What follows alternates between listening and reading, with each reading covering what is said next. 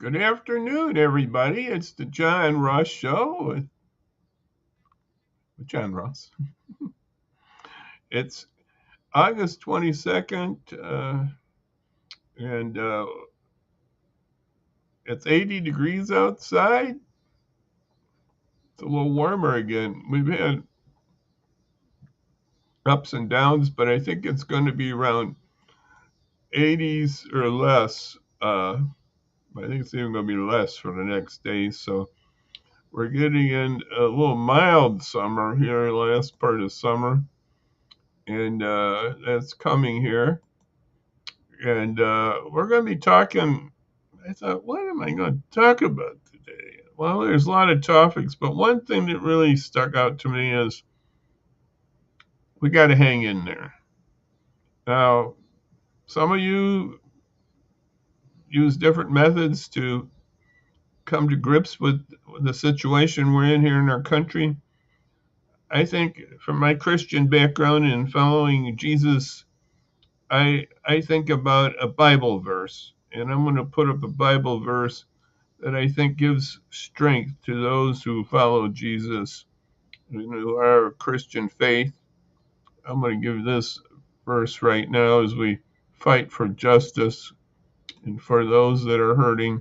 This is from Philippians 4:13. It's a famous verse. It's from this. I'm using New Living Translation. For I can do everything through Christ who gives me strength.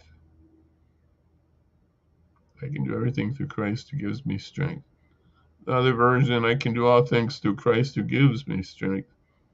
Uh, we got to keep that in our minds and in the days ahead. It's just a lot of things happening, and we just got to put that perspective in our minds, in our lives. And I just want to give you that right now. And this is from a Christian perspective, but I think it's worthy to note. And we've had a lot of things happening out there lately. And I think I put down at the bottom that there's three things: Trump events plus Chicago. Well, what are the three Trump events? Well, I'm going to put them up right now, and we'll talk about Chicago too.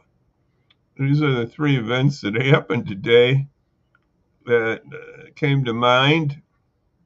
One was former presidential security advisor John Bolton's home and office were searched by the FBI. Thought that was significant. And two other things related to the Epstein-Maxwell situation. Some Epstein files were released to Congress today. There's a lot of talk about that. Doesn't seem like much is there right now on those files. And the same Maxwell interview released to the public, that wasn't too much of anything either. We knew she didn't find Donald Trump anywhere in with Maxwell, really. That's what she said. We knew that was going to come out that way. So she's been found untrustworthy by the judge who convicted her. So I don't know about her reliability on that front. Some of this just diversion. Their Epstein files are just coming out in little dribbles.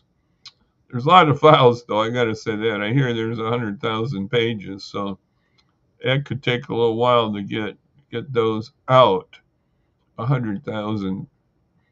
So this Bolton thing's pretty big too. That's a retribution, I guess that's the word that Trump's doing. That most people would say is happening about some security matter. They think.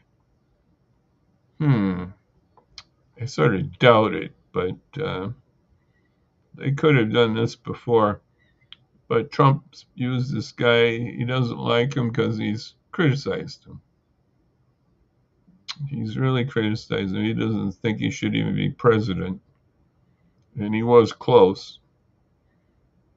But I don't know. This is not good if that's how our Justice Department's going and the FBI going after those. Are they going to go after? Let me see who else we got down. Adam Schiff, Senator, that might be one. Even Barack Obama might be on that list. There's just several that Trump thinks that he should be getting. James Comey is one, former FBI guy. So that's Trump's thing, retribution. So then we have these Epstein things that were happening today. Now, what's this plus Chicago thing? Well, we know the federal troops are in Washington, D.C., and I'll put a picture of John Bolton.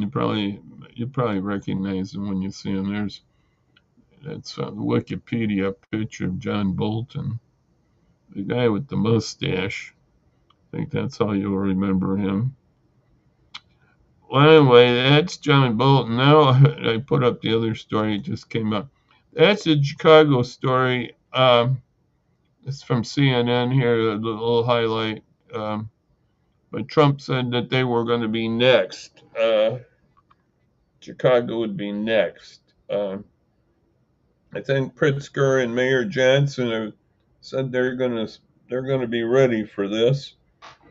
I think Chicago will be ready for this. It's outside the Trump Tower, I believe, in Chicago demonstrating. So I don't think it's going too far. How many Republicans are aldermen in Chicago? We have 50 aldermen. How many are Republicans? Tell me out there. Oh, those suburban Republicans don't even want to talk about it. If they're so in good shape, why don't they get elected? Out of 50, 48 are Democrats. 2 are independent. So there's no Republican alderman in Chicago. So Donald Trump has to come to Chicago and do what? Crime rate story, it's the same as in Washington. It's down, it's nothing. It's another malarkey moment. He just wants to control. He's a control freak.